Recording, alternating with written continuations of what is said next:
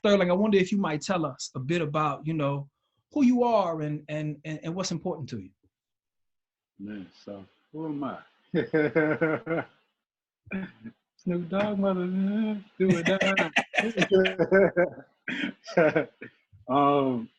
Yeah, I'm Sterling Toles, uh, Detroit native, born and raised. Um, First few years of my life in Southwest Detroit, moved to the East Side at 7 years old. Been on the East Side since, but like maybe like a year in Houston and some change in New York. I've been here on the East Side. So um, into music at a real early age. Had a cousin that was actually in the record industry. And he was actually one of the first promoters of hip hop music in the South.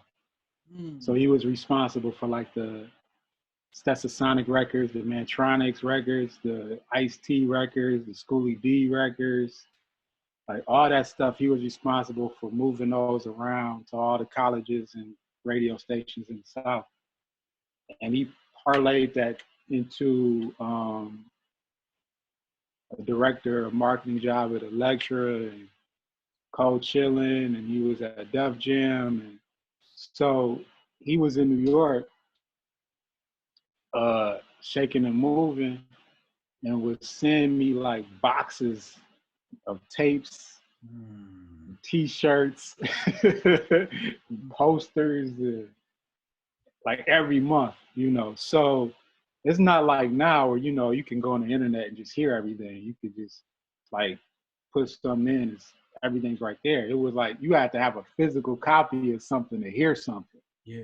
So we watched, BET and MTV and all that stuff, but like he was sending me physical copies of all of his music. So I was hearing a ton of stuff, like stuff that wasn't even out yet, like promotional copies of records that, people never even released, And so it allowed me to get really intimate with music at an early age. Like I think one of the first 45s he gave me, I want to say it was a Tony Green record. Facts of Life is what I'm talking about. Now, come on, baby, you not check this out, right? Like, it was like 82, 83. Okay.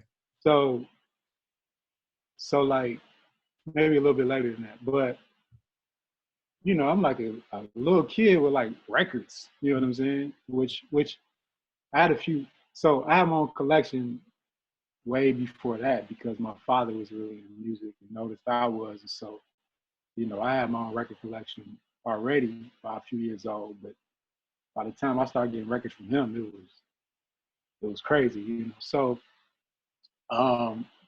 with him, like I really got into it early. And then I had a cousin on the other side, my mother's side, my father's side of the family that had to be in like one of the first rap groups in Detroit.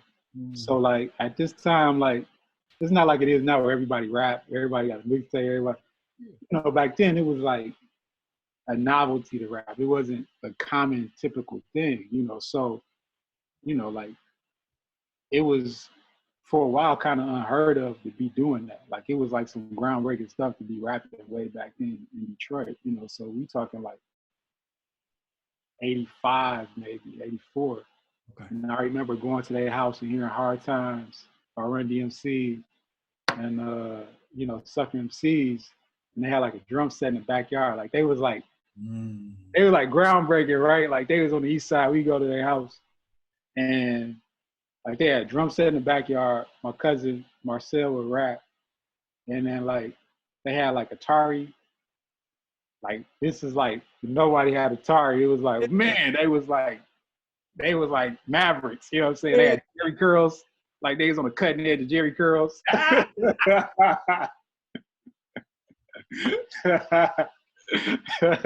had Ataris and they were like it was like revolutionary, They had it all. So like seeing them, it made me get into it. So by like the time I was 8, 9, I was like writing rhymes and like that was it. So music already always played like a real big part of my experience in the city, in my upbringing, So From that point, I was always doing something, man.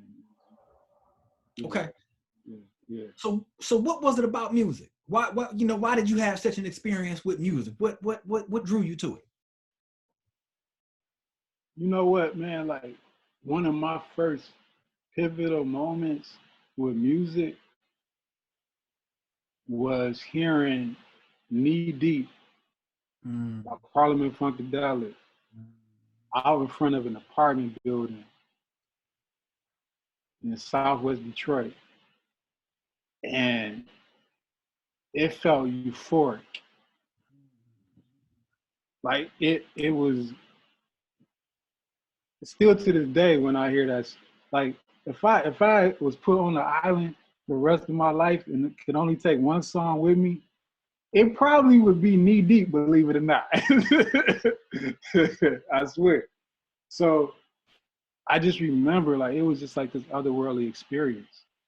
And one thing that I always think about is how, when we think about our ability to hear and like essentially looking at what sound is or hearing is, in a sense, is hearing is our ability to internalize the vibration of other objects, right? Okay.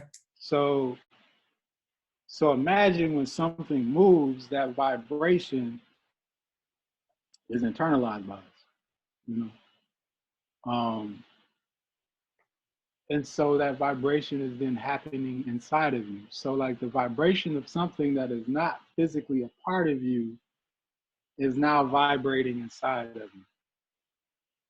And so now I always think about, after that, like the power of putting intentionality behind vibration, to where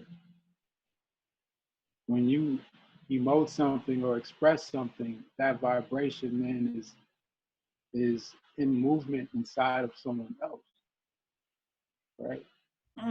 So if the intentionality behind my movement was healing, and I create a sound from that, then the vibration inside of someone else is in accordance with my intentionality. Right. So that's some powerful shit. Yeah. I just want to repeat what I heard you say to make sure that we on the same page, because what you just said, that's some powerful shit, and I want to, what I heard you say. I don't remember what I said, but go ahead. What I heard you say is that hearing is the internalization of vibration by an object or of an object. Outside of ourselves, yeah. Outside of ourselves. So if we intentionally emote vibration, it can be internalized. Right, and that intention now is vibrating inside of someone else. Okay, go ahead. How did you learn that? What was the process of learning that like?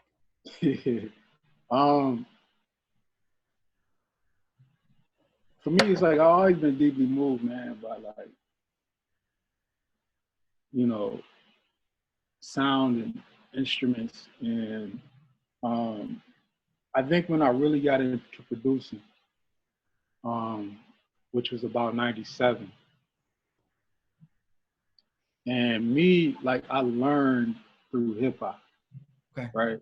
So I began with learning how to deconstruct the way things are composed, listening to people like Premier and P. Rock, and, all those kinds of guys, Buck Wild and all them kind of people. And I got to a point where I hit a wall making hip hop. Okay. So to speak. Right. Aside from the fact that I've also learned that there's only one tradition in hip hop, and that's the defiant tradition, right? That's why I love what these young guys are doing. But I remember I hit a wall, and growing up in Detroit, like, people don't understand that, like, before hip hop, like, dance music was primary to the social culture in the city of Detroit, which includes techno, which includes house, which includes ghetto tech. Like we move, like, you know. So I remember like feeling like I just started, instead of like boom, boom, cat, I was like, boom, boom, boom. Like, it was just a matter of time before the 4 on the floor shit was gonna come out of me, right? Right? Like, it just was inevitable, you know, because it's like, after you listen to the hip hop show on Saturday night or whatever, then as soon as that's over, you start hearing the house and techno. Like, that's just a part of us. Yeah. You know what I mean? Yeah. So I remember feeling a sense of freedom when I first said, I don't belong to anything anymore. Right? And so now I became completely subservient to the vehement pursuit of unadulterated vibration, unfiltered by a way in which I've been socialized to process vibration. So now it's like, it's without the quinine. Like, it's uncut, pure raw now. Like, it's nothing diluting the power of the expression now, because I'm not appropriating it to anything in any kind of way. So now I'm dealing in pure vibration. And to me, this is where the experience doesn't become comforting. And I mean comforting in the sense of, sometimes we draw ourselves to things that we feel familiar with, things that are symbols of things that we know and we've been taught to identify as being venerable or worthy or good or whatever. That's comfort. To me, transcendence lives in the recognition that you are a part of and connected to all things. And so therefore the process becomes a matter of accepting the fluidity that allows you to sort of move to places that you're actually surprised by. You ended up there, you know. So when I started to see, like, okay, I'm not trying to achieve the sound that I have in my head, which if I try to achieve the sound that I have in my head, that's based on knowledge. Okay, go ahead. If I'm navigating based on knowledge, I'm navigating based on limitation, because what I know at this point is limited. Yeah. But if my movement and my vibration is this dance that lives within the unknown, then I'm dancing inside of infinity and I'm creating from infinity. But it's really not the unknown. What I'm really doing is returning to the rest of myself that lives beyond the identity that I've relegated myself to, you know? So now it's like, whoa, it's a whole bunch of territory beyond what I thought I was that is essentially a greater part of who I am. You know? So well, you just shared a lot. There's Sterling, there's so much there to go from. And part of what I hear you saying, and I don't want to put no words in your mouth, so I'm going to ask you to help me work this out.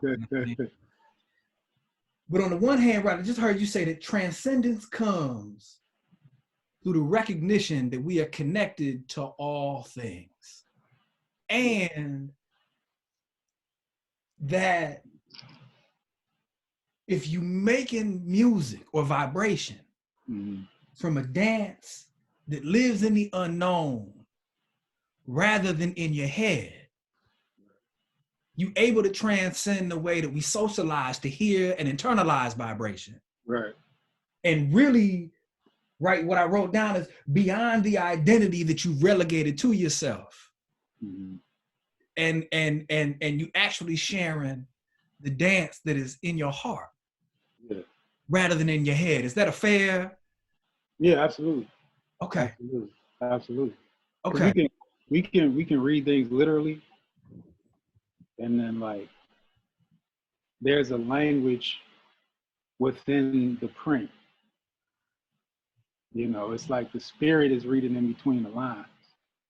Say There's a language in between the lines. Okay. So it's two languages happening. Like that's why I always feel like when people be like, I like what you're doing, and it's like it's kind of ill to me when people say that, because it's like everything I do is not about me liking it or disliking it or caring if anyone else likes it or dislikes it, right? Yeah. Those are conditional responses, right? Yeah. So to look beyond that, there is an unconditional expression that happens, which is, to me, is love when you pull from your truth. So somebody can hear something and be like, I don't like that. Right. I interpret that as their head's relationship to it. Right? I know what I said from my heart. I also trust that their heart receives the statement that my heart made. So their mind may be like, man, I don't know. I get that shit out of here. But their heart is like, thank you. I don't know what he's talking about up there. But, but thank you, right? So I look at it like I'm creating sustenance for the heart, regardless of how that person's mind processes it. So let me ask you this, man, because you said something to me that feels really important. When you said, I'm making sounds from the heart, and their head might not like it, but I trust that their heart receives what my heart has offered. Right. Where, how, and I use both of those because I don't really know what the appropriate, phrasing is. But I want to know, I want to ask where that faith came from.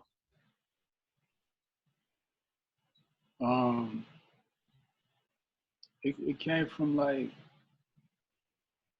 me making a clear decision to not be concerned with where I'm at in the pecking order of the world.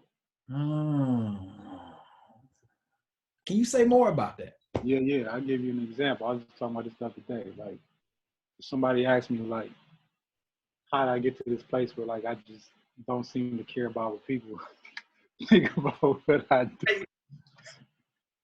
And I remember, so I was in Detroit. This is my 9th grade year. So you about 14, 15. Right. My grandfather just recently passed. A lot of my homies in the neighborhood was getting into all types of stuff. You know, I know they was like starting to carry guns, and a lot was happening at home. And so we moved to Texas. Moved to Houston for a year.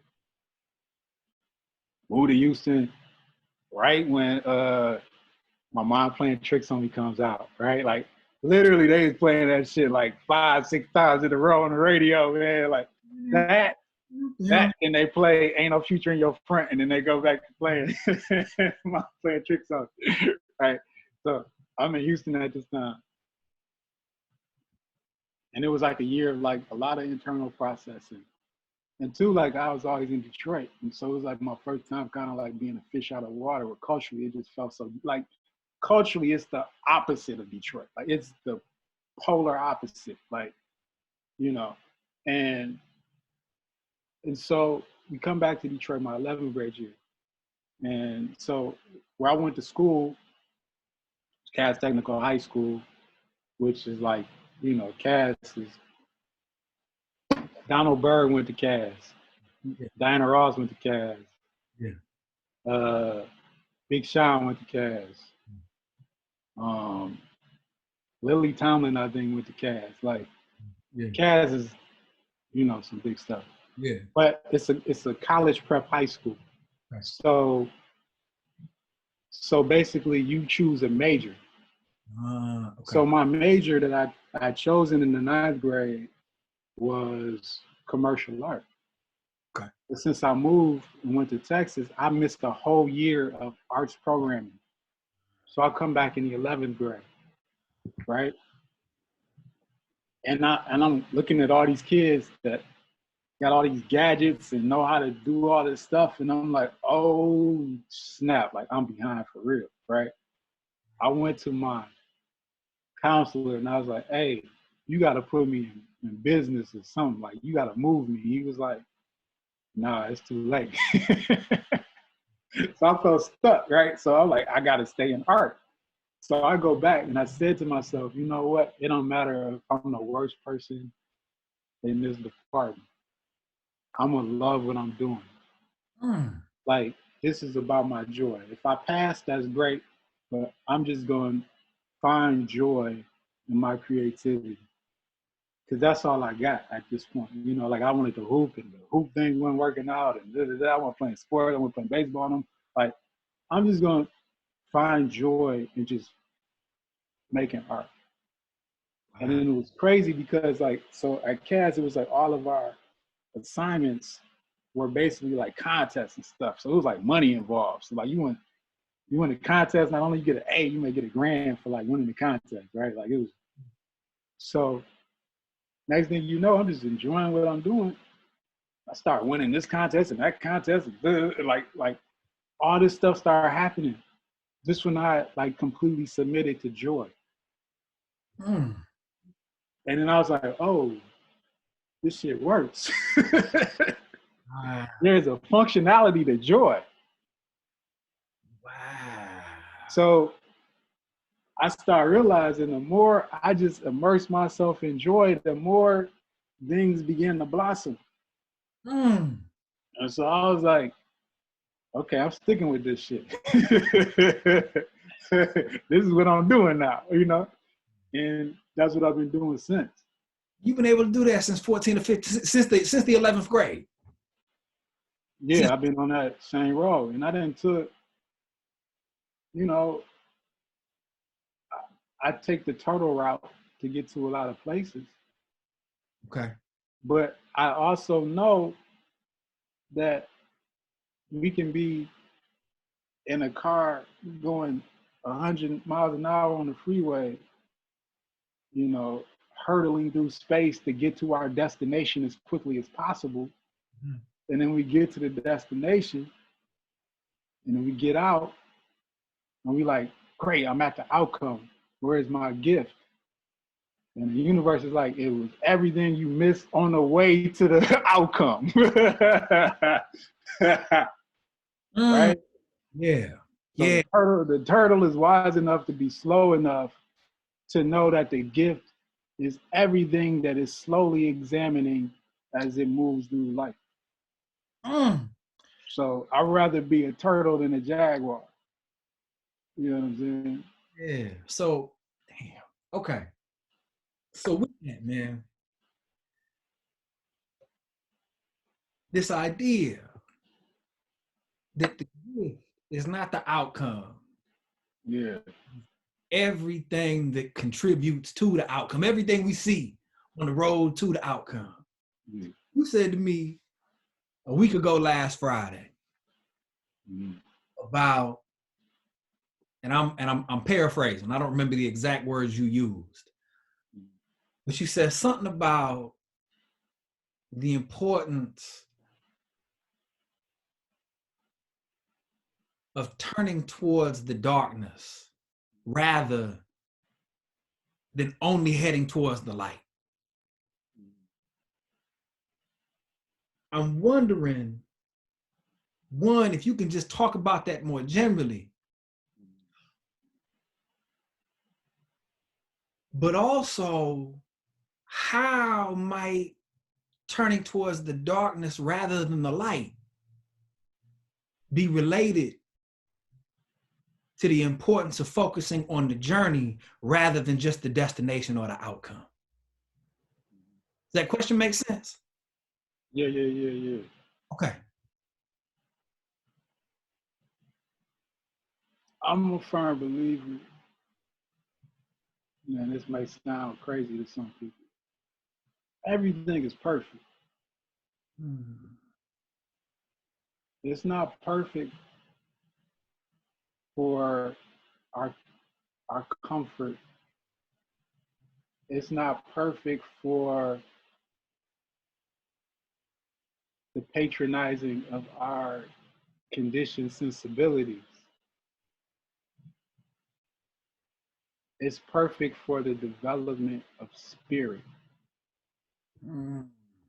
Like the physical contraption that is the world that we exist in is constantly changing and maneuvering to incite us to inhabit a greater level of spirit within ourselves.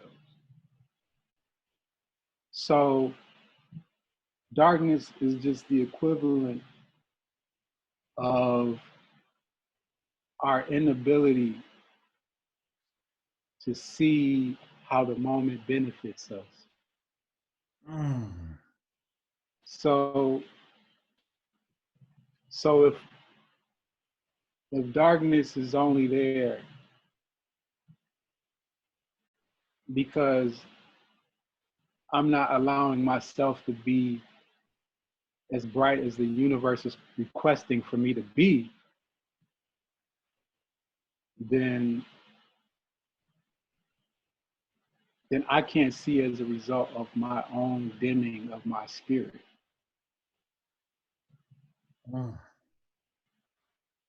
So, these kids are talking about turn up, and like, it's like, I look at that in a different sense, like it's asking us to turn up, like turn up the light within ourselves. What's it mean to turn up the light within ourselves? You said what? What's it mean to turn up the light within ourselves? We like the Christians say it's a spiritual solution to every problem, right? Like, I think that to turn up is to understand that you are an artist. Everybody's an artist. People always be like, I'm not creative. You are creative. Now I'll explain that, I guess, in a minute. But you are an artist that was not necessarily given the medium that you prefer to create with. So you may say, like, man, I'm a painter using the medium of the circumstances I'm familiar with. And it's like, love is going to you, well, look, you're good at that.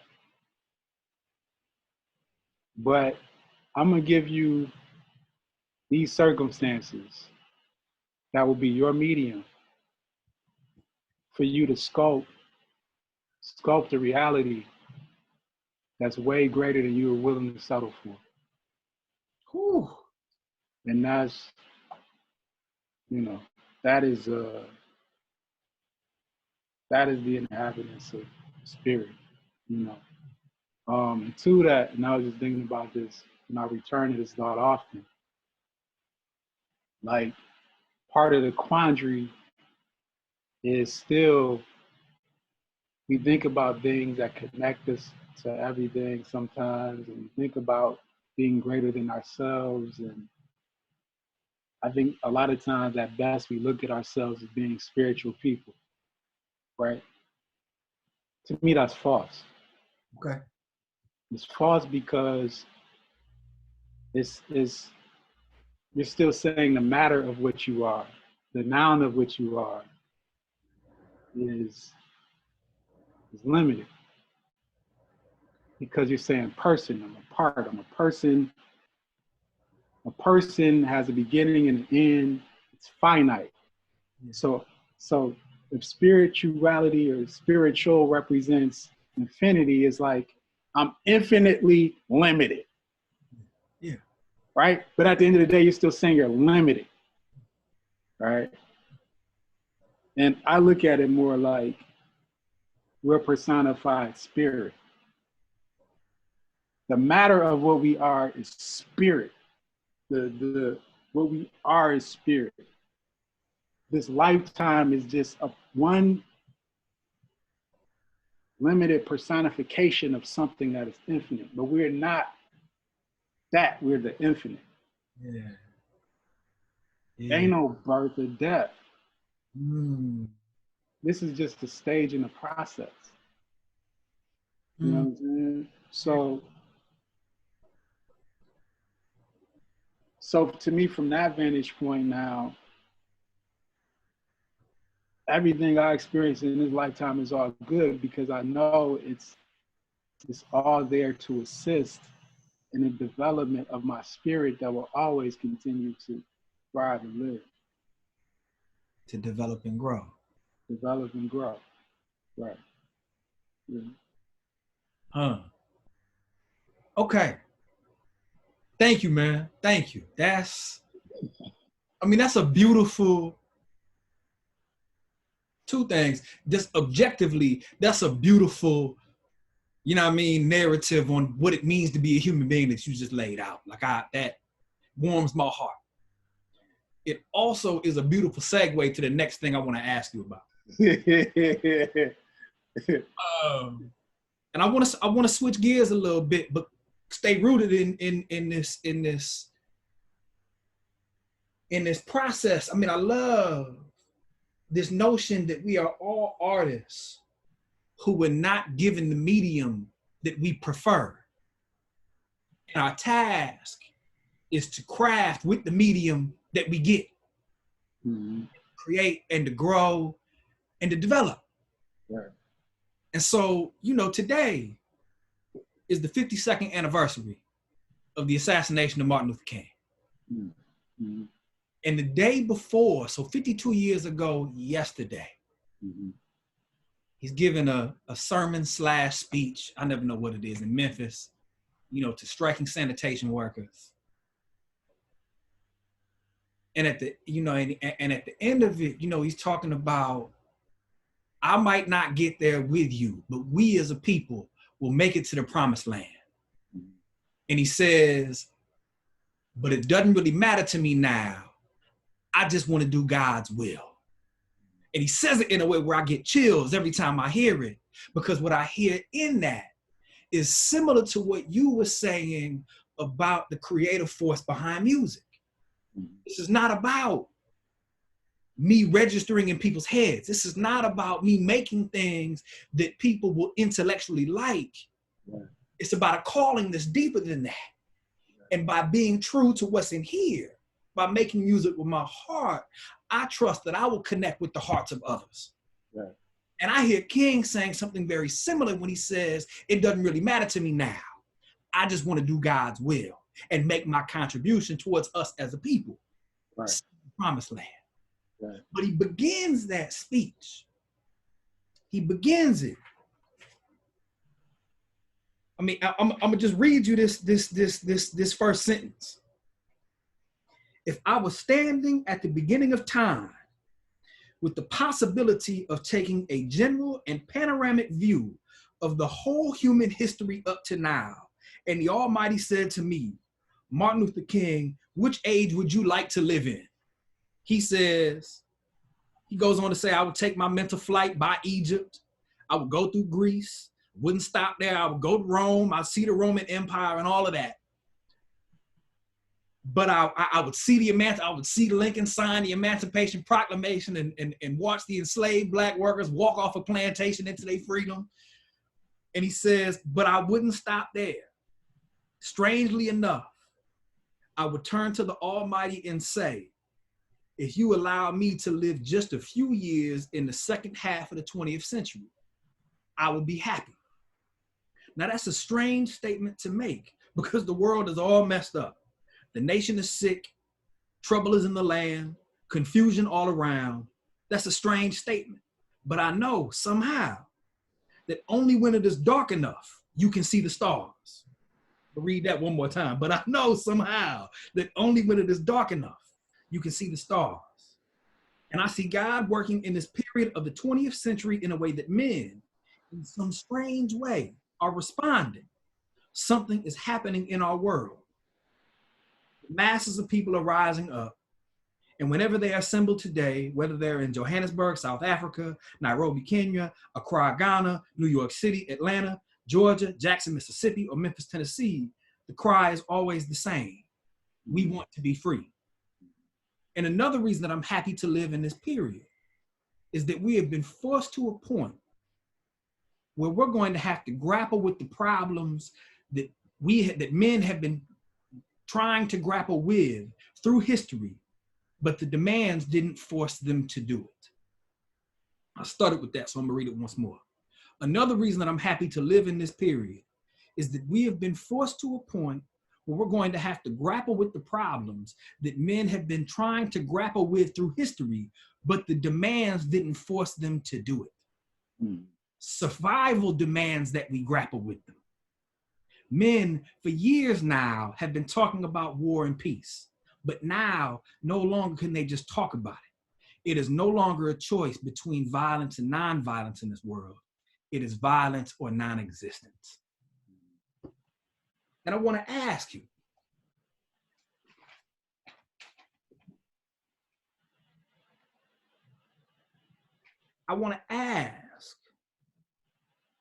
what relevance you might see, feel, hear, for today in this, sermon that King gave, 52 years ago in a day, today, before being assassinated. Let me start there. Let me ask, do you feel, see, hear any relevance in this segment of the speech from King for today? I mean, it's completely relevant to today, and kind of to what we were talking about. It was that same thing of like, me talking about,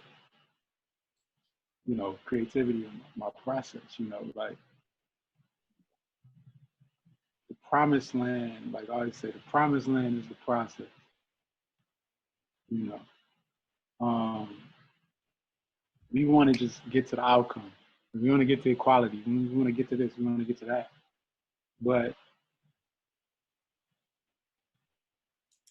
we fail to realize that we have to embody the destinations that we're trying to arrive at.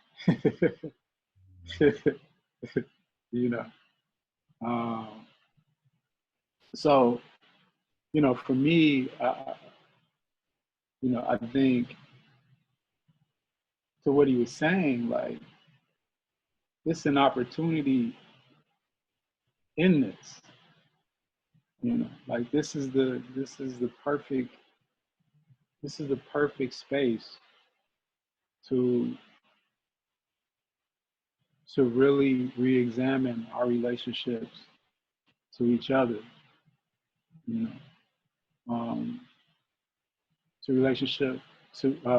examine our relationship to what we've been taught to perceive love is, family is, all these things,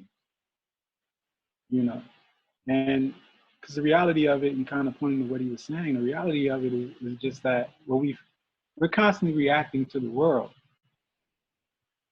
but we don't realize the world is just a product of our collective relationships to one another. So we're always examining the after the fact. We're always examining the world, but not realizing the world is just showing us what we've done to each other and to ourselves, you know. So the world is just a tangible replica of our relationships. That's all it is, right? But we're trying to change the world to feel different versus understanding that there may need to be a shift in how we relate to one another. Then the world will be different, you know. Okay. You know. So what I hear you saying, and I just want to, you know, make sure that, you know, I'm hearing you, that I'm not running in the wrong direction with what you said. Is that the world is the culmination of the way we relate to each other. Right. And nature and so on and so forth. Right. And that if the world is constituted by the relationships, by the parts that constitute the whole, mm-hmm. if we change the parts, the whole will transform. Say that again. If we work towards changing the parts or transforming the parts, mm-hmm. the whole will then transform as a consequence. Right, right. Okay. Right. It's like, yeah, it's like we look at a car and we go, you know, something ain't right about it. We just keep giving it different paint jobs. We ain't ever think to lift the hood and look at the engine. Right. Right. Yeah. Like the alignment is off. You're like, oh man, maybe it's because it needs to be cherry red instead of green. It's like the alignment's still gonna be off. You know what I mean? Yeah. You only change the stuff on the surface. Right. So with that, I want to ask, we in a moment where as a species, you know, we being presented with the choice between survival and this system, you know, of patriarchal racial capitalism that has existed for the last, you know, several hundred years. And we see that, you know, with people saying, you know, with the president saying that the cure can't be worse than the disease and we got to get back to work and, you know, just sacrificing human life and so on and so forth. But I want to know, literally, we faced with the choice between survival or living differently. In your mind, in your heart, what's it mean to focus more on the journey than on the outcome when the stakes are that high?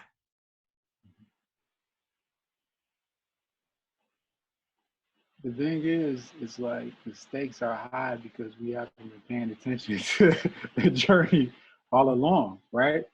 And the reason that we haven't been paying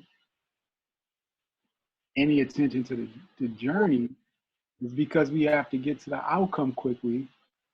You know, it's just like think about it. Like people do it in relationships all the time. It's like, let's get to the money. You know what I'm saying? Like, you know, this seemed good enough. You know, let's get to the pleasurable payoffs, right? Because the thing is, we've been socialized in a way in which we have been cornered into these ideas of ourselves, which is identity, to force us to live in a way that's fragmented, right? Because our idea of ourself isn't connected to all people. Like, for example, as crazy as what's going on right now, to me, it's completely proving the fallacy that we are not one entity. You know, this thing is spreading as effortlessly through humanity as blood does through one body. Mm. That is because we are one body. You know what I'm saying? Yeah. We just become, I was telling Rich this, it's like we become handis and footis and and kneeus and legus and neckus. But it's like, that don't mean shit if the blood ain't circulating through all of us. Right? Yeah. And so that we become so outcome oriented is because the outcome is like the carrot in front of the horse. When the horse has been conditioned to have an addiction because it has never received enough sustenance, right, to feel whole within itself. So many of our pursuits, so many of our dreams and ambitions comes out of us, the feeling that we've been fragmented to where we're more interested in medicating through our comforts and medicating through situations that we prefer because we've never had the feeling of what it means to be whole. Because there's been a belligerent onslaught from the time that we become aware that we're in the world, that we're not connected to everybody and everything. So I always liken the idea that, you know, and like my personal, I always say like my personal creative practice is the disrobing of identity for me, right? To understand like, you know, like every person I encounter is essentially a simultaneous incarnation of myself. Like you're me, right? And so like my heart, it's in my heart to receive everybody I encounter the way we receive a newborn. You know, like the person that we may look at as being most despicable sees a newborn and still smiles, right? Yeah. Right. So we're smiling because we still see the beauty of love and infinity within that baby, and we know that it isn't gone yet. So we smile because we're honoring the infinity that we see inside of that baby. But because of what's been done to us and because of who we associate with what's been done to us, we're no longer able to see the infinity within people. And so my thing is I've trained my mind to still see the beauty and love and infinity within every person for the exaltation of my spirit, not for, you know, not even for them, it's for me, you know, but they're me, right? So, you know, like essentially it's like the journey, the process is where you actually make contact. The outcome is this thing in our head, this idea in our head, this thing that we're trying to attain in our head, right? But we're so, you know, rushing to outcomes is because we think that then we'll be able to leave where we're at because we haven't had an opportunity to fully inhabit ourselves yet. So we're trying to rush to something that we think is going to complete us. You know? Rather than letting it emerge from within us. Right. Everything is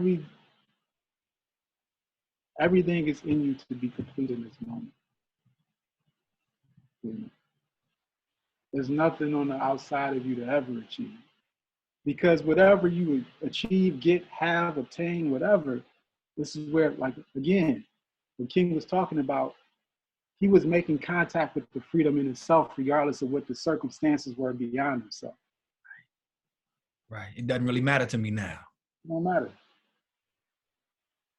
It don't matter. Because even if we realize that, and we can say, now I can be free, now I can be happy, now I can be joyful, now I can be inspired. The truth of the matter is, all those emotions were there inside of you the entire time that you allowed to be dormant because you felt like you didn't have a key to unlock the safe that's within yourself. It was in you the whole time. Yeah. Every moment we carry the greatest joy that we can experience. Every moment we carry the greatest fulfillment that we can experience, the greatest inspiration that we can experience. It's there with us every single moment.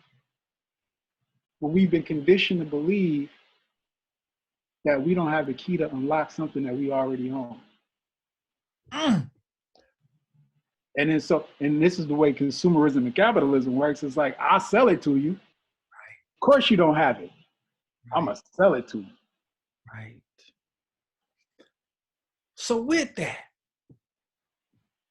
you talked about training your mind to, I don't remember the exact phrase, but training your mind to see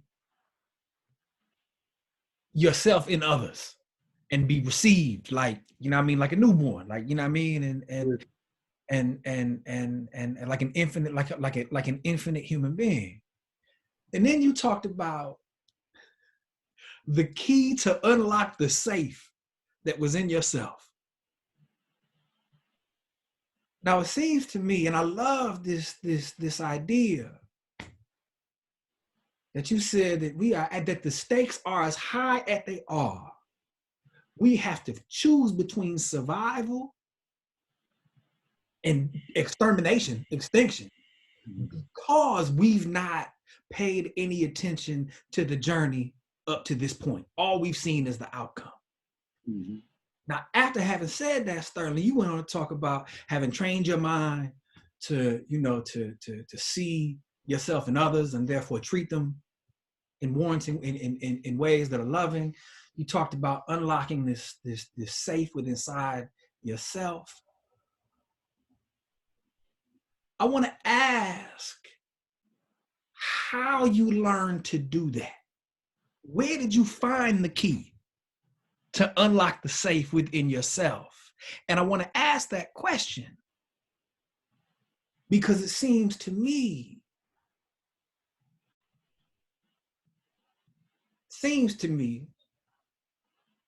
though I should ask the question,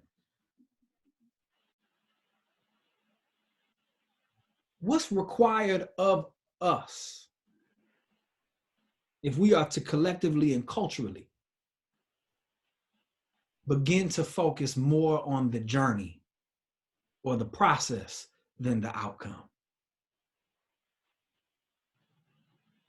I think I'm gonna say this. Talk about it.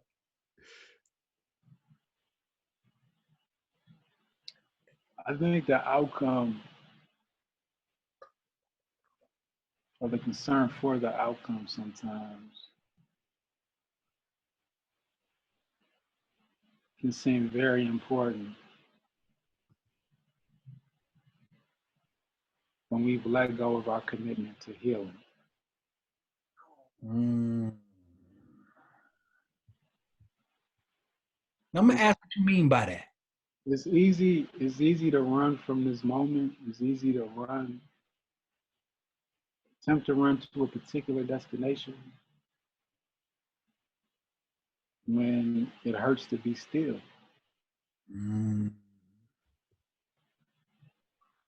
Because the journey requires intimacy. Intimacy requires that you embrace what you're actually feeling. What you're actually feeling, within it lies the truth. The truth is that key that I'm talking about that unlocks the door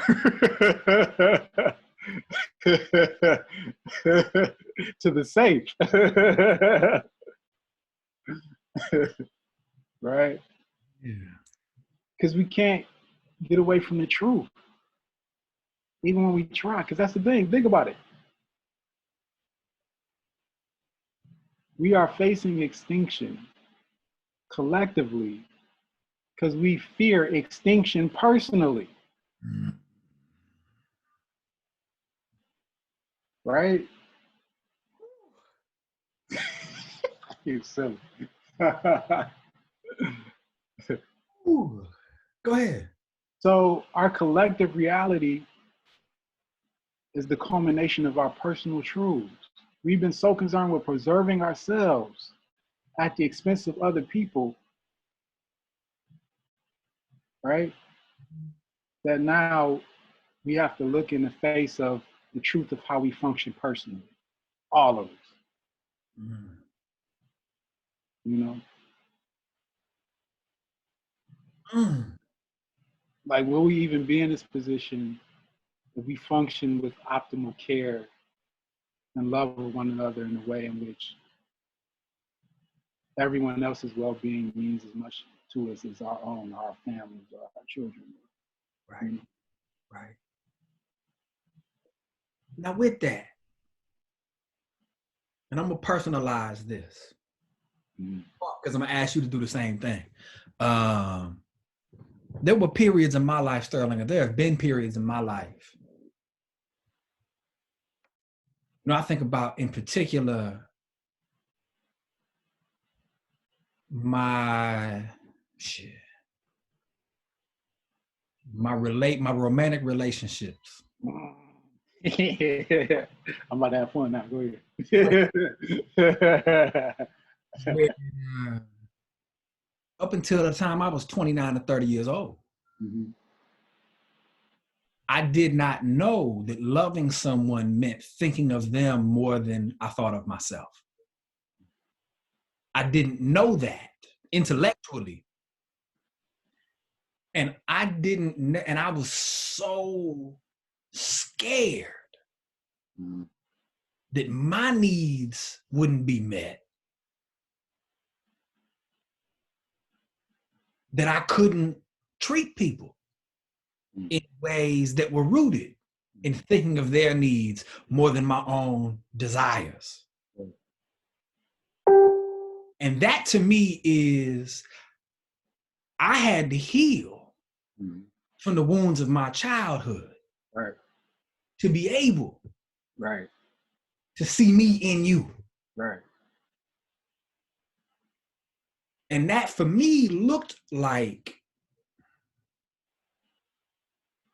worked with an old head who was able to take me through a series of guided meditations and journalings and reflections and so forth that, you know, that allowed wounds that I've been carrying around for 30 years to repair and heal and fuel my development and growth into, you know, the human being you've known. I want to ask, in a world where so many of us are that damaged, and I don't mean to project my level of, you know, woundedness or damage onto others. That's not what I'm trying to do. Brother, at 17 years old, I was not capable of doing what you did, talking about, I'm going to just ride this joy out. That was, But what I want to ask is, or what I, you know, what I want to, the point I'm trying to make is that, you know, we don't live in a world that encourages anybody to think about others more than we think about ourselves. And so I want to ask, in daily practice, I mean, what do you do to maintain that practice, to maintain that ability, to maintain that outlook or paradigm?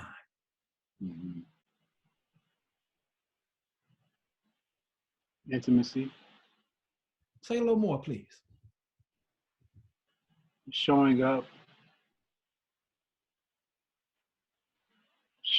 to people, not because I want something, not because I need something, without any expectations.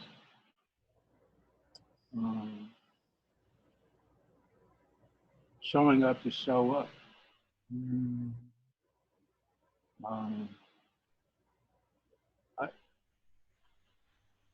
I keep end up saying recently, like, to people, like, love is doing it anyway. Even when it's inconvenient. Huh? Even when it's inconvenient. Right. Like, I think creatives know this too, of like, when you show up, to create. And you get to a point, you know, in life where you have responsibilities, they take care of whatever, to where it can feel like showing up to do the work that allows you to heal, and it don't pay nothing. It don't, you know what I'm saying? It ain't gonna necessarily put food on the table or whatever else. And you like, oh, I can't afford to do this anymore. But the truth is, you can't afford to not do it. You know what I'm saying? Yeah. Yeah. So that make so for me, it's the practice of doing something that feels right in your heart,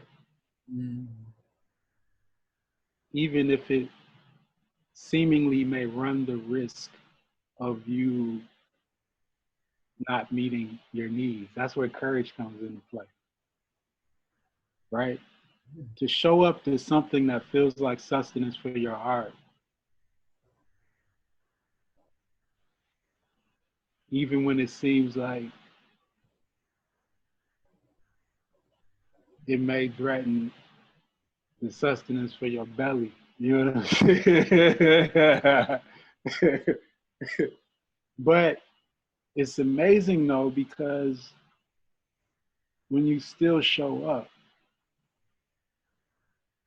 I think it sends a signal to love that you are present with it. And you are now in direct contact with love in a way in which now it can fully have both hands on you. Ooh. You know. So we move through life in search of love. But how often do we creatively, energetically submit to it in a way in which we become it? So I'm way more interested in becoming it. And there are things and situations and opportunities that I might have squandered to do that. And by opportunities, you mean material opportunities you may have squandered to do that. Right. Yeah. And even with people, material opportunities. Yeah. But I feel like there's a clarity and a peace that it breeds inherently to allow yourself for love to place both hands on you. The more you do so, the more I feel like you can feel and sense yourself being guided into territory that's far greater than what you were able to fathom on your own. Because again, you're fathoming a lot of times from knowledge. Yeah. And love is saying, look, that's cool, that may work, but I have something that is completely tailored for the true anatomy of your spirit.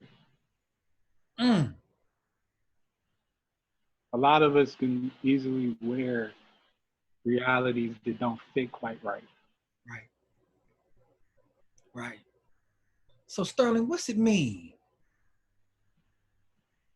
to put knowledge in the service of love?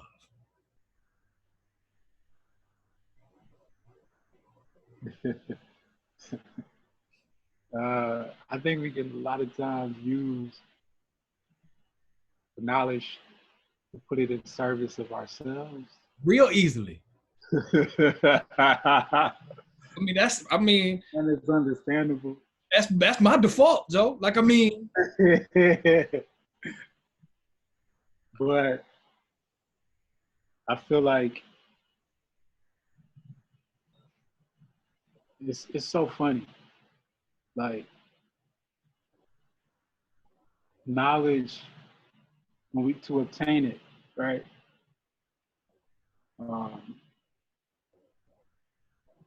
It causes an expansion, right? Okay.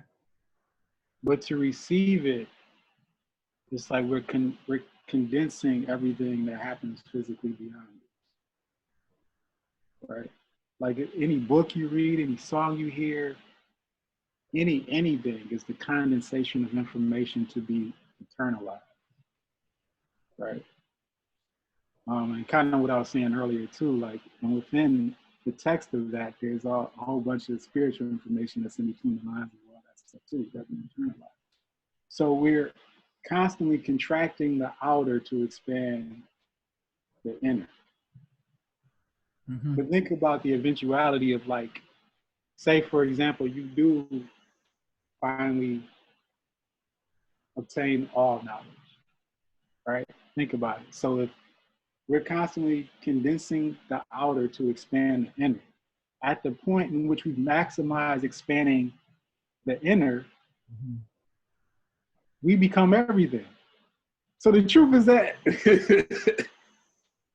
all of this is us. Does that make sense? Kinda. I'm gonna have to sit on it for a minute. So think about it. Okay, so like Matt. Okay, so this is everything beyond us, right? Yeah. Knowledge is the matter of condensing it. Right. Right, and then we internalize it, and then we expand. Yeah. We're always trying to gain knowledge because we're always trying to expand. Yeah. Right. So once we've internalized all the knowledge that there is in the universe, say hypothetically, we've expanded to become what? The universe.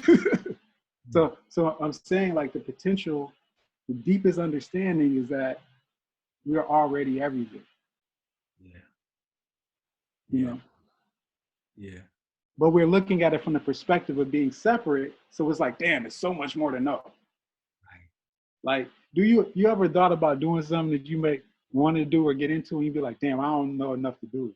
Like, meet people all the time, like, I want to do beats, but I don't know if I know enough about music to do beats. Absolutely. If you can go do cat, you know enough. Yeah. Right? And just start from there. Yeah. But in the do cat, and that's all you can do is do cat.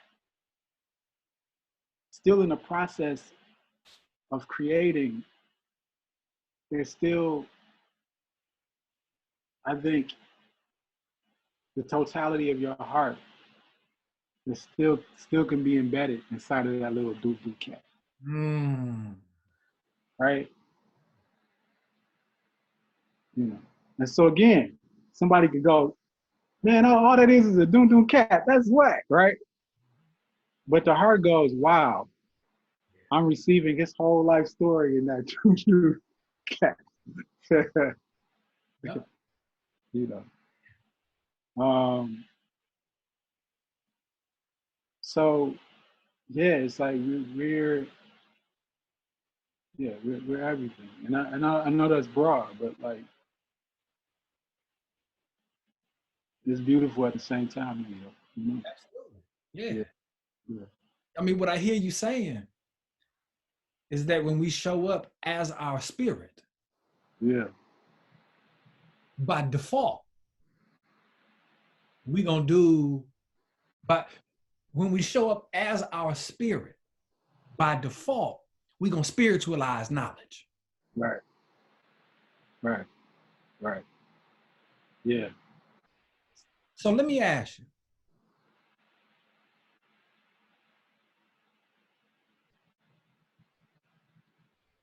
Obviously, externally, we're at a moment of profound crisis. That's just an objective reality. You internally are clearly a man who is committed to process. And committed through the process. What you said, we had a point of what? What was it saying? We had a point of crisis. You said something, you had a nice adjective in front of that or something. I don't know what. Did you say profound crisis or something like that? Yeah, I'm good for throwing, profound. I use that a lot. My thought immediately was, we were at a point of profound potential too. Ah, say more about that. Um, this is one of the greatest invitations in recent history for us to re-examine how we live, love, and function. You know, and I think the dire reality of it is screaming at us like, you need to look at some shit. And so in my heart, I feel like this could hopefully be a platform for a lot of personal and collective catharsis for people. You know? Mm-hmm. Do you have any insight? Not much, but go ahead. Do you have any insight into how people like me, people like you mentioned Rich Feldman earlier, him, anybody, Mhm. how do people engage with others? Give any insight into how people might engage with others to facilitate or foster an understanding of this moment as one of great potential to re-examine how we live, relate to each other. I think it can become apparent just by action, Mm. like just by showing up. You know, I think sometimes, like, and I've had this experience with a lot of people. Like, some of my greatest friends are people that were pretty indifferent to me when I first met them.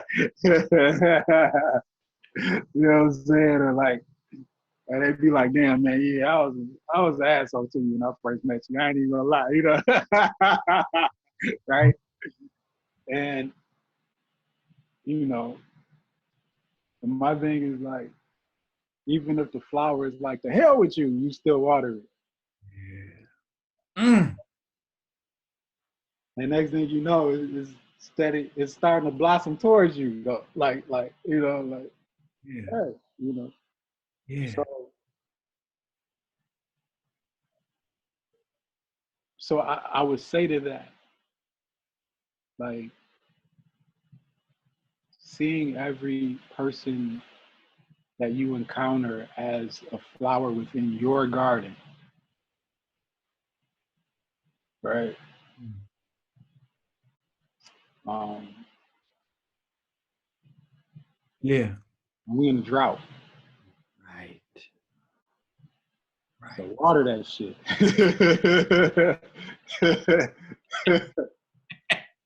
Word up. Like, Uh, but what's the drought if we got water? mm. And we have the luminous water inside of us that is light to pour on the people if we wish, you know. Yeah. Yeah. Thank you, Sterling. Thank you, man. It's almost 4:30. So I want to ask, If somebody is still here, man, feel me? Yeah, I love you. exactly. So I Like, want to ask, don't listen to this, but go ahead. I think this thing says there's 24 people watching. Oh, Uh, so I want to ask two things. I want to ask one, if you have any questions for me. And then two, I want to ask if you open to taking some questions from the 24 people hanging out with us. right. Yeah, yes. For you, so how did you come to that point, you think, where you evolved to where you could be in a space where you attain a certain level of healing and peace to like care about what happens socially and collectively with people. Well, thank you for that. And I'm gonna ask the people, Sterling, I'm gonna answer your question. And while I'm doing that, I'm gonna ask the folks hanging out with us if they have questions to put them into the comments, John. Thank you for hanging out with us. That's dope. Yes. Yes. Thank you for bearing with us for and please, if you have things that you want to holler at Sterling about or just thoughts or reflections, please put them in the comments and we'll check them when after I answer Sterling's question. Thank you again, both y'all and Sterling. Sterling, I think that on one hand, man, I don't know where it came from. I think some of it is probably related to the spirit of my mother, who just wasn't one to tolerate that which was unnecessary. I've had my whole life as a kid a real commitment to fairness. Like things just whatever, like that was one of the driving features of who I was that things should be fair. And I think that, you know, I was fortunate enough to grow up with Black neighbors and spend time in the homes of Black families as a very young child. And I say that because unlike a lot of white people, I was given the opportunity to understand Black folks as human beings rather than as this mythical idea of Black people. And so by the time I was in high school, you know, I would go into stores with a crew of Black men and I would steal everything because we knew security would follow them. I knew that in school, they was getting in trouble for things that I did with them that I wasn't getting in trouble for. So this sense of fairness and my kind of understanding in the ways that, you know, I was given free passes and second chances. Well, I understood I was given free passes that they weren't given. And then, you know, when I was 17 or 18, I was given a suspended sentence and I lost, like, I think 5 friends that year to the penitentiary and several to, you know, and lost a handful to gun violence. And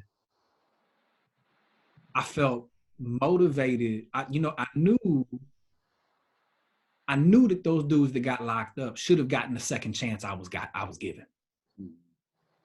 And I think that commitment to fairness combined with that understanding of race led me to care. It led me to care. I wasn't necessarily an effective carer. And so I became an activist and an organizer, became a revolutionary. And none of it worked. None of it worked, and my relationships all sucked. They were terrible. I was like an emotional terrorist in the lives of women. And you know, they didn't work. And so when I, Sterling, became tired of hurting people, and I referenced earlier, you know, having gone through that process of kind of healing from my childhood, it transformed my understanding of change towards a focus on relationships. And since then,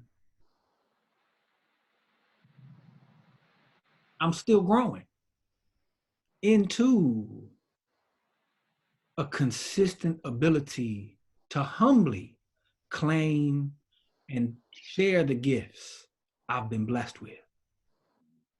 And, you know, like you was asking the question around, you know, you ever wanted to do something, but let fear keep you from doing it.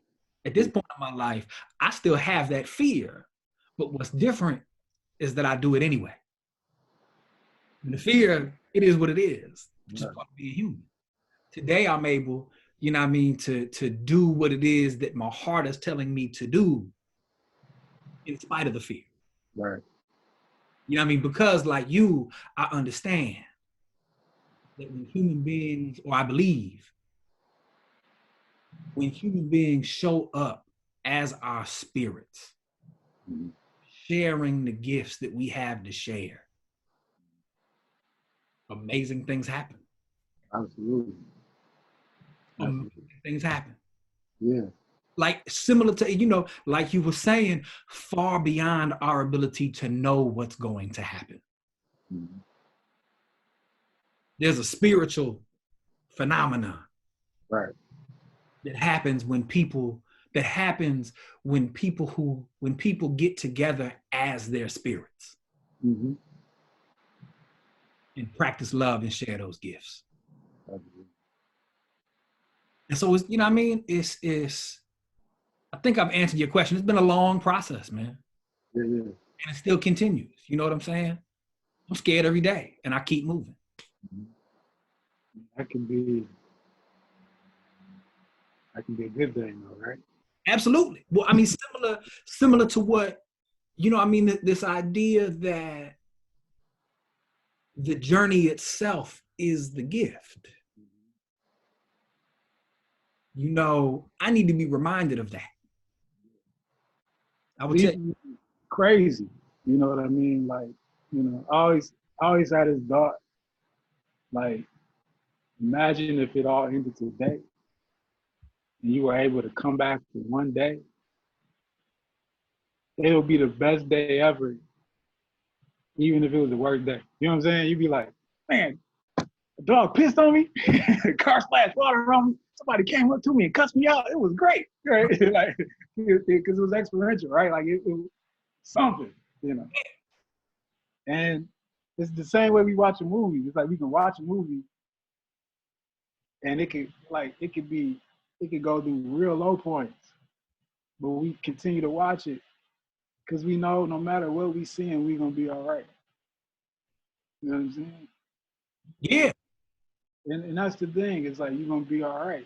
You know, so as it unfolds, and for me, a lot of the times, it's like my outlook is like, especially in crazy situations, I'm like, oh man, this is, I don't know. I think I might have been born with a sense of like MacGyver in me or some shit. Probably like, who the hell is MacGyver? break into a building with a gum wrapper. Right. It's like, I know I'm gonna get out of this shit. Like, this is gonna be cool as hell to see how I do this shit, you know. Yeah. But that's just it. It's like crazy circumstances are saying, you know what? I think you got a capacity in you that's way doper than you think. Mm. Yeah. Yeah. I know you can pull this shit off. Yeah. Now, Yeah. how you gonna pull this shit off? Yeah. Right. Right. You know, that's the beauty of limitation. Like, and think about it. That's the beauty of the fact that we had this lifetime. Is like, it appears finite, but it's like, okay, you got a certain amount of time to get some shit done. It's like, damn, what can I pull off in this amount of time? Right. You know. Yeah. And Yeah. it ain't over. When that chapter is over, it still ain't over. But it's like, damn, what can I pull off? Right. You know. Right. So Sterling, I'm gonna pause for a second and I'm gonna look at some of these questions that people, or these comments and questions that people have There's comments and questions.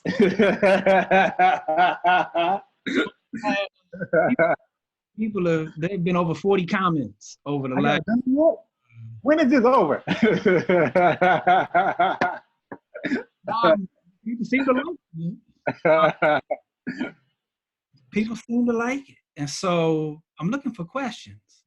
There are people asking, who are these people? There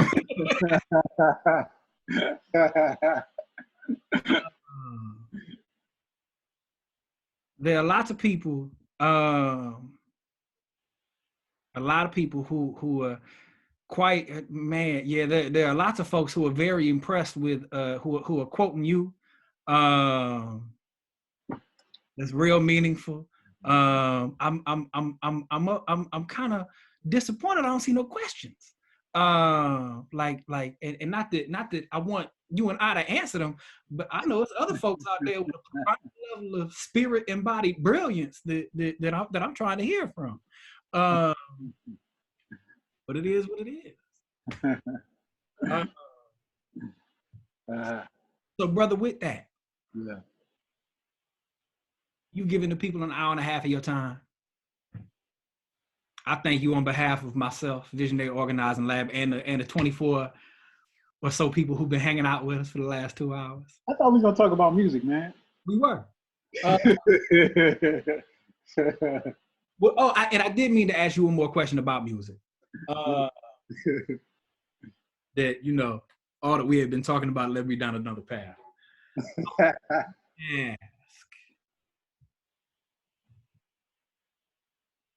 a question about,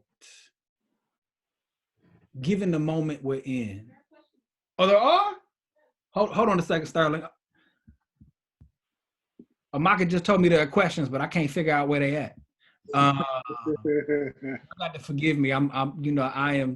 I had the technological wherewithal of someone who was much older than me.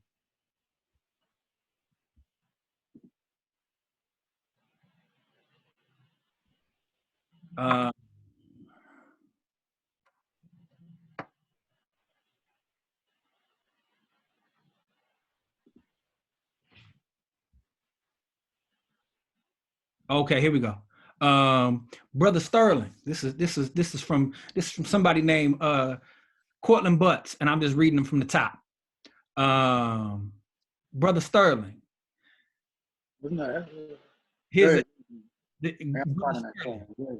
Given that all is perfect, as you mentioned, what is it in reality that still surprises you? Man, that's a good question. Honestly, I'm surprised still that people are as extraordinary and as loving as they are, despite what they've been through.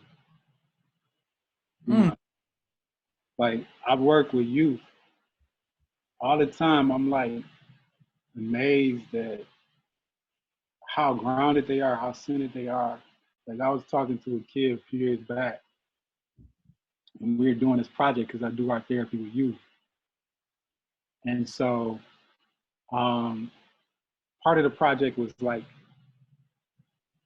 writing down like what you want to happen and what you don't want to happen, right? Like, and so he got to what he didn't want to happen. He was like, well, I want to get shot again. He's 13. I want to get shot again. I want to go back to foster care. I want to get jumped again.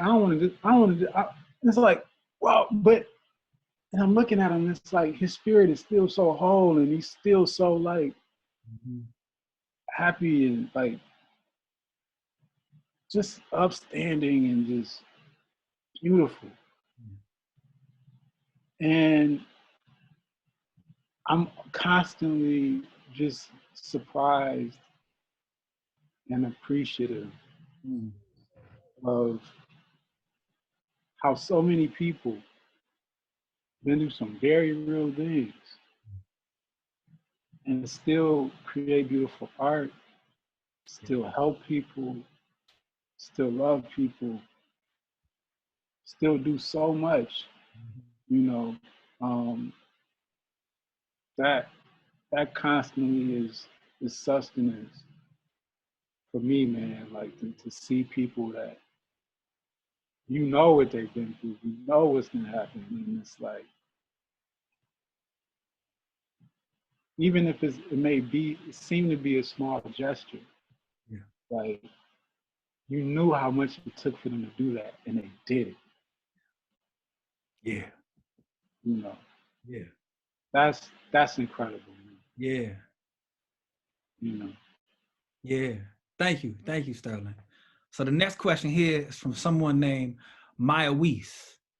And they say, can you speak on loving generously, expansively, with those who are approaching you in contracted, scarce ways. So I'm going to read that once more. Sterling, can you speak on loving generously, expansively with those who approach you in a contracted and scarce way? Love this question too. It's a hell of a question. Look, so though it may seem particularly cunning of me or conniving of me to some degree, loving generously is not only fulfilling for myself, it is quite functional in terms of regulating who becomes close to me and who doesn't. And I'll explain. Please, that warrants explanation, brother. I've met plenty of people that I've been lovingly generous to, right? Think of it as life. And this person was talking about people functioning in contracted ways. Imagine that is like becoming comfortable in existing in a certain level of dimness, right? So to be generously loving creates a brightness. And if a person that is used to dimness comes into this brightness, then they may be like, I'm not ready for this level of life. So they step back, right? But oftentimes what we do is when a person comes to us contracted, we contract. Mm-hmm. And when we contract, as they're contracting, then they become comfortable with you because you're contracted also. So now somebody that may not necessarily be conducive to continuing to harness your light is now closer to you than they would be because you dimmed your own, right? So I feel like energy always appropriates itself. Energy always goes to where it belongs. So when you love generously, the people that usually step in are people that have gotten to a place where they're ready to receive it. But the dope thing is that person isn't ready to receive it, and you continue to illuminate that light of loving generously, they still know where to find you when they do become ready. You know, it's like, and so it kind of regulates who comes up to me a lot of times, because I feel like people know I got love for them. So what they do is, if they know that they ain't ready to take their shoes off yet, and they still got shit on their shoes, they're like, you know what? I respect them enough to not step into his house until I'm ready to take my shoes off. Talk about it, yeah. You know what I'm saying? Yeah. So if I may, what I hear you saying is that with folks who might be coming from a framework of scarcity or contraction, what I hear you saying is that you are so committed to showing up with love from regardless of who you talking with, regardless of where they coming from. You're so committed to pouring love and your light into the world that you just trust. That those who ain't ready to receive it, they might receive it, but just not walk towards it. Right. Okay. And they feel it too, but it's like, but when they're ready, they step in. Okay. You know, and part of it is important because I work with youth also. A lot of times I'll meet youth when they first meet me, they're a little standoffish. Like, damn, why? I've heard like, why you smile so much? Like, damn, like why am I happy? Like, what's wrong? Right? And they'll stay back a little bit. But or like we'll have something to do and they like, I don't want to do it. And I'll be like, okay, cool. Yeah. Right. And they see that I still embrace them even when they're resistant. Right. Then it's like, damn, I feel like I have, man, this person is accepting me unconditionally. And then on their own terms and they're ready, they start expressing stuff. And it's like, oh, whoa, like, they understand that the space is loving and unconditional. You know, so it's like letting people be where they are. So, you Yeah. know, it's because the thing too is like it's like a bank account. You know, it's like somebody may want to give you $1 million, but they only got 50 in their bank account. That's the most they can give you. You know what I'm saying? Yeah. They Yeah. want to. People give what they have. You know. Yeah. Yeah. Well, I'll say this and then go on to the next question. Mm-hmm.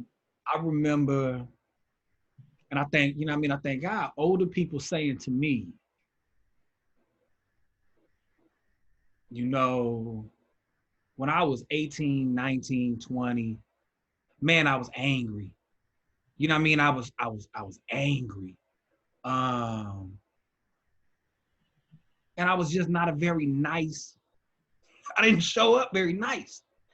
And I couldn't receive love because I didn't believe I was worthy of receiving it. Mm-hmm.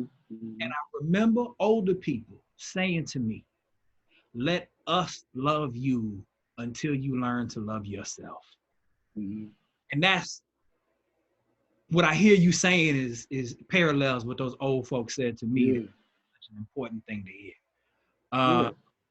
I want to say this too, and I always say this. And I'm sorry for anybody listening that may know me. They be like, man, like I heard that analogy before. But I always think about this and always hold this to my heart. People do not have flaws. People only have places in which they need to heal. Mm. That's it. Ain't nothing wrong with nobody. Yeah. Yeah. You know, like you see bark missing on a tree. It wasn't nothing wrong with the genetic code of that tree.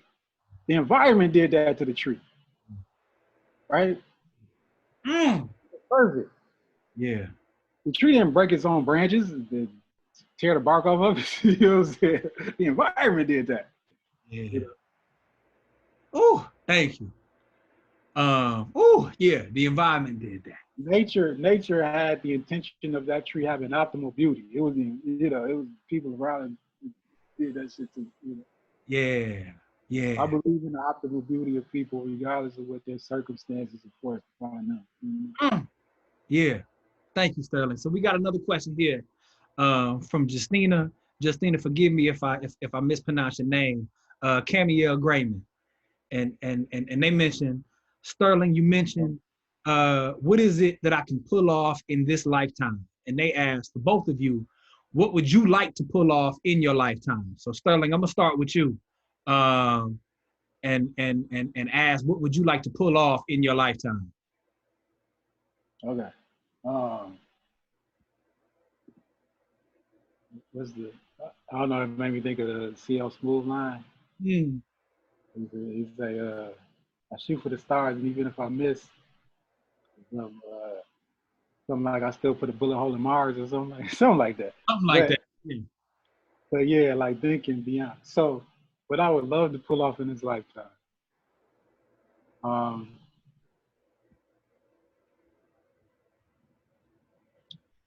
you know how you have a cake batter in a bowl, and you do like this, and you stir it, and the centrifugal force makes the batter splatter. I want to stir my heart so vigorously to where the centrifugal force allows the batter that is my heart to cover every fucking thing on this globe.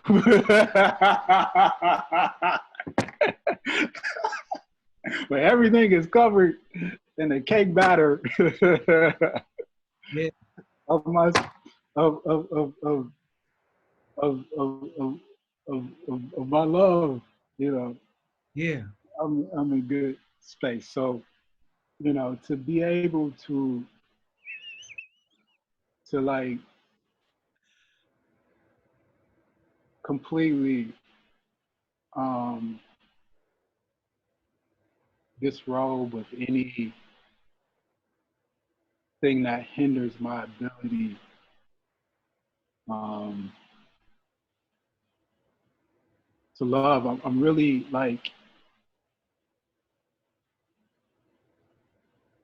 I'm really enamored with trying to discover the potential to lovingly vibrate. Mm. Say that one more time. I Enamored. don't remember what I just said, bro. I believe that what you said was enamored with the potential to lovingly vibrate. To discover the potential, yeah, I think. Yeah. The potential. Okay. That's beautiful. I ain't gonna be that poetic. Like yeah, I don't believe in limitation. So like I dream with ridiculous audacity. Woo! You know? Yeah. So I'm also trying to up my ability to think more audaciously ridiculous as I go on, believing that that's possible. Mm. Yeah. Yeah. I dig it. I dig it. Thank you, man. Yeah, that's what he said. I shoot for the moon, and even if I miss, I'm above the stars to put a bullet hole in Mars. Okay. Yeah, that's it. Yep, that's it. Yeah. I ain't gonna condone no bullet hole in Mars, but I'm with the sentiment. You know what I mean? Yeah. I think that for me, I'm a play off, your commitment to poetics, which is something beautiful that I don't share That's it. consistently. I don't share very consistently. I could turn a phrase. I want to embody audacious dreams. Yeah. And I think that more concretely, I think that for me, I want to contribute to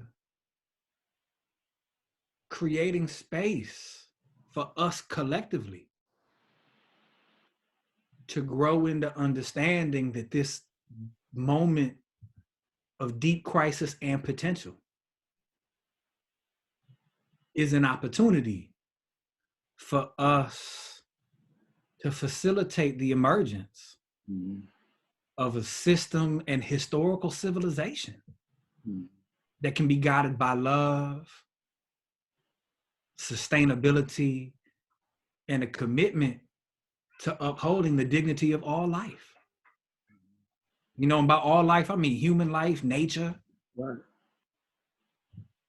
My cat that sleep in the other room. The dignity of life. Can I say this real quick too? Please, yeah. We're gonna let you going back to you saying like crisis and potential. Like the coin can be flipped. Right? And it made me think about, my father. My father, the dude has been in the streets, years. And people would ask me sometimes, like, did you fear him dying? Right? And I had a shift in my mind as a kid to where it went from fear from dying to gratitude that he was alive still. So the fear shifted to gratitude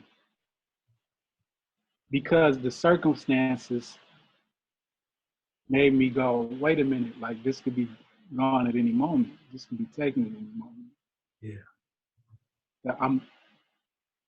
I see the beauty and the power of now because I know that you know what I'm saying? Yeah. So the fear became gratitude. Just as the crisis can become potential. Brother, thank you. We're gonna end it there because it's 5 minutes to 5 and we're supposed to be done at 5. And Thank that y'all for sticking around. beautiful, the power of now and the transition from fear to gratitude towards the process and journey towards flipping the coin of crisis to opportunity and potential. I don't think it'd be a better place to end this beautiful conversation that we've had. So, brother, I want to thank you for sharing your heart, your spirit, your brain with us. I want to thank the folks who hung out with us and asked the questions. If you had questions that we didn't get to, please know that this is the first time I've had the chance to interact with Facebook Live. And so this is part of the journey of me upping my social media technological savviness and understanding. And when Visionary Organizing Lab offers another one of these conversations 2 weeks from today with a sister named Adela Nievans, who is just a beast, who will talk about all kinds of stuff, but also about this moment as a time of the seven fires, and what that means for the opportunities that we have to facilitate the emergence of a new world and how we have to transform ourselves in the process of doing that. My technological understanding will be improved by then. And we may you did great. People saw it. Hey, we may do it next Saturday as well. If you want information on those, like the Facebook page or send an email to info@Visionary Organizing Lab, and we'll add you to the email list so you can get all that information. So thanks for hanging out, y'all. Sterling, I love you so much. I love you too, bro. Thank you for taking the time. And I love y'all dearly that listen. Like that means a lot to me, y'all listen. Absolutely. So I want to ask this, man. In the interest of your intentionally healing vibrations, reaching an audience, a wider audience, is there a spot where people can go to check out your music? You just search my name, Sterling Toles. Is it in print somewhere where they can see it? Yes, yeah, it is in print somewhere. Yeah, so like it's my 2 records are on Bandcamp. There's a few videos on YouTube, a few songs on Spotify. If you search it, it'll come up. But the albums are Archival Arteries of Sterling Toles and Resurgent Canary Boost, which both are on Bandcamp. And then my newest record with Bodie James, Manger on McNichols, would be ready to go in a few months after this whole craziness dies down. So yeah. So please check out Sterling Toles' music. It's beautiful. It's brilliant. I ain't, I haven't regularly listened to hip hop in many years, but I always earnestly excited to look forward to a record from Sterling, not just because he's my friend. I mean, that's wonderful. You consider it to be hip hop because I've completely mangled and distorted and. It is what it is. What that would mean. Yeah. So thanks, y'all. You can check out Visionary Organizing Lab on Twitter at @visionary_lab, and just stay in touch with us that way. And we're gonna try to do one of these every week for the duration of the quarantine as a way for us to build bountiful, loving, and growing community that'll hopefully support all of us in seeing this crisis as an opportunity and potential to better relate to and love each other. Yeah. And if you want to get at me. I ain't that hard to find, as people know. It ain't that hard to get me. Word up. Thank you, Sterling. Thanks, y'all. And I'll let Visionary Organizing Lab if you want more information. Peace.